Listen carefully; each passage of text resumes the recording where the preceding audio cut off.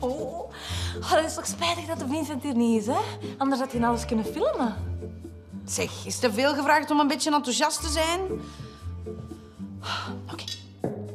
Nu heb ik een onschuldige hand nodig om de kaartjes te loten. Ik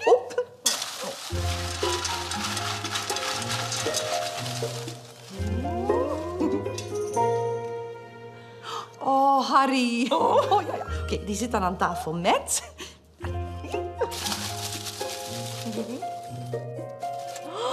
Hilda!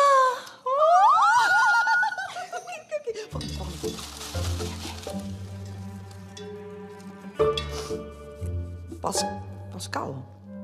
De praat. Hoe die is toch van de straat met zo'n tinneke? Pascal. Blijven proberen. Er gaat namelijk een dag komen dat ik dement ben, dat ik u niet meer ga kunnen tegenhouden. Maar voorlopig... Zeg, doe dan toch tenminste alsof.